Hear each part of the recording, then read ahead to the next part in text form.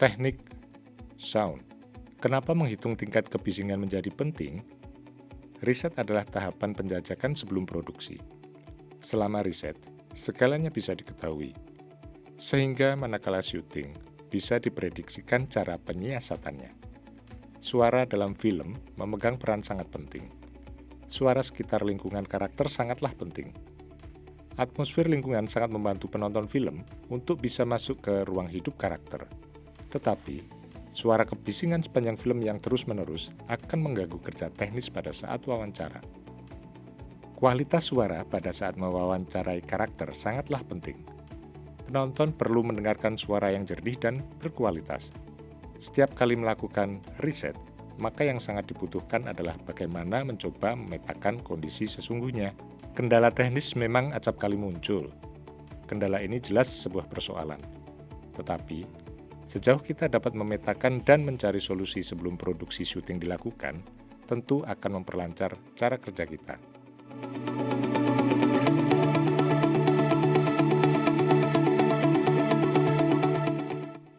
Teknik visual. Dalam riset ada tuntutan untuk bisa mengetahui kebutuhan teknis lainnya selain suara. Biasanya, saat riset kita harus mengukur posisi ruang atau rumah dari karakter. Dari mana arah matahari datang dan pergi. Pada jam berapa saja cahaya yang paling bagus, ataupun sebaliknya. Apa yang bisa kita lakukan dalam sebuah ruangan jika tanpa ada bantuan cahaya dari luar? Cukupkah dengan cahaya lampu biasa? Kemajuan teknologi rekam sangat membantu dalam riset. Pada saat pengumpulan data, kita bisa menggunakan tape recorder, foto digital, ataupun handycam. Rekaman yang kita peroleh sewaktu-waktu bisa didengar ataupun diputar. Tujuannya untuk merangsang daya imajinasi bercerita. Data yang diperoleh juga akan menjadi backup dari proses syuting nantinya. Misalnya, dari data wawancara yang kita punyai, kita akan dapat menyusun serangkaian pertanyaan. Pada saat syuting dan melakukan wawancara, jika ada tema perbincangan yang lupa atau terlewatkan, kita bisa mengingatkannya kembali. Cerita sinopsis. Sebelum riset, kita hanya memegang sebuah ide. Hanya itu tak lebih. Kita belum bisa mengatakan banyak hal, karena tokoh atau karakter atau narasumbernya belum kita temukan. Setelah riset dilakukan, maka muncullah karakter subjek film. Bayangan kita menjadi lengkap. Ada tokoh, persoalan, dan ruang bercerita. Kita tidak lagi hanya sekedar meraba bayangan saja. Kini, sudah dapat kita menuliskan sebuah cerita. Dari proses riset, kita mempunyai deskripsi dan gambaran tentang film yang akan kita kerjakan. Sudah ada data tentang subjek yang akan dibuat film. Sehingga, mencoba menulis kisah pendek jelas bisa kita lakukan. Menulis sinopsis pendek akan sangat membantu kita dalam produksi. Menulis sinopsis untuk sebuah film tentu butuh perbendaharaan kata yang mengandung makna visual.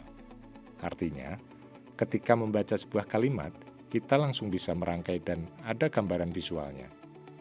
Jangan pernah menuliskan kalimat dengan kata yang tidak mengandung arti visual, alias sulit divisualkan. Melalui hasil riset yang dilakukan dengan wawancara, kita akan memperoleh gambaran lebih konkret tentang karakter, subjek, cerita yang akan dibuat film. Dari data, fakta yang terkumpul, kisah cerita bisa kita tuliskan dalam sebuah sinopsis pendek.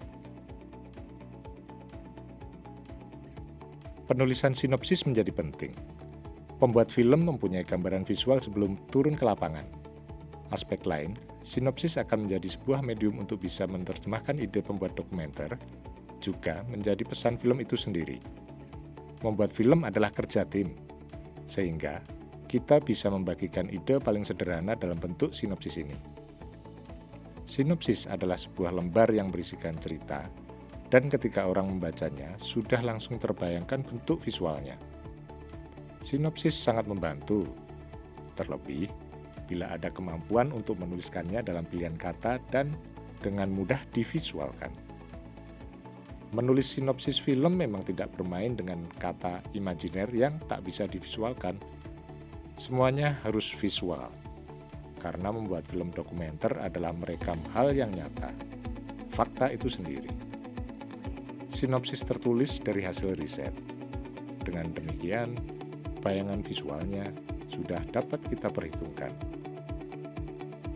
Cerita, shooting script. Ketika kita selesai dengan sinopsis, maka langkah berikutnya adalah membuat alur film dalam hal yang lebih teknis dan visual, yakni menulis shooting script yang menjadi sebuah pegangan bagi pembuat film dokumenter sebelum mereka syuting ke lokasi. Sederhananya, ia menjadi bagian proses pembuatan film dokumenter.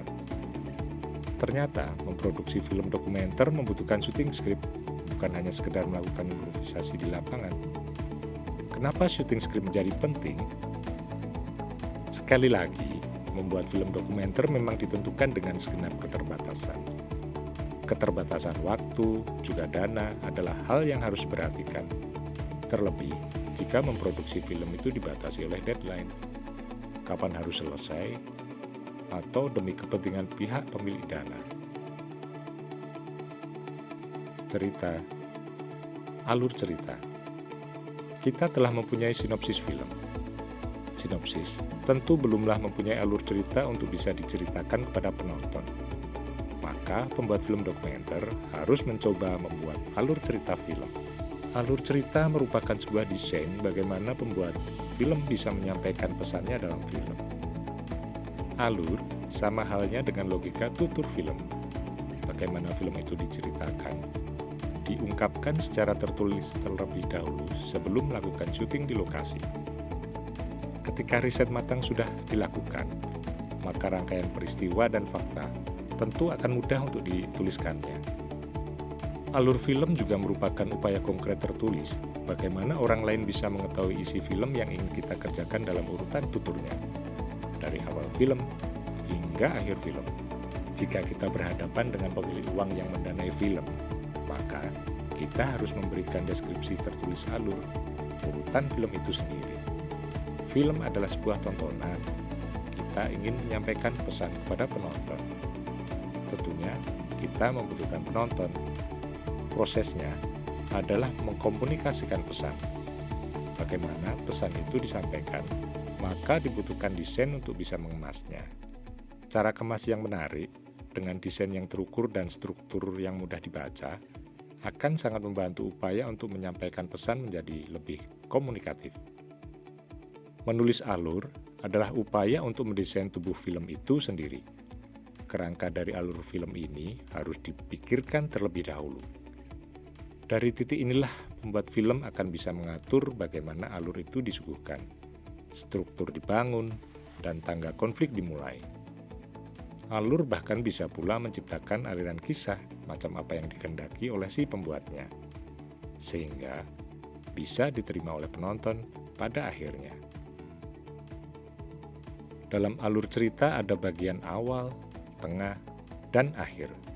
Seringkali dikenal dengan struktur 3 babak. Kisah apapun senantiasa melalui proses ini. Pembagian ini akan memudahkan pembuat film untuk bisa mencoba mengklasifikasikan data hasil riset ke babak mana mereka akan dimasukkan. Untuk itu, catatan dan data riset akan memainkan peran yang penting, manakala pembuat film akan mengungkapkan tahapan-tahapan bertutur. Lama atau durasi waktu riset. Dalam film dokumenter, proses riset tidaklah ada standar baku berapa lama akan dapat dikerjakan. Proses riset sesungguhnya tidak saja dilakukan pada fase praproduksi. Dalam film dokumenter, riset berlangsung terus. Bahkan pada saat produksi sekalipun, riset tetap terus dilakukan. Karena membuat film dokumenter akan berhadapan dengan beragam bentuk kedinamisan, ruang sosial yang dinamis, karakter yang dinamis, juga konfliknya pun akan bisa terus bergerak. Terima kasih, dengan demikian waktu penyampaian materi saya tentang riset dokumenter telah selesai. Terima kasih sekali lagi atas perhatiannya, semoga ini bermanfaat bagi Anda semuanya. menambah pengetahuan dan keterampilan dalam melakukan riset ketika hendak memproduksi sebuah film dokumenter nantinya. Semoga kita sehat selalu. Sampai jumpa.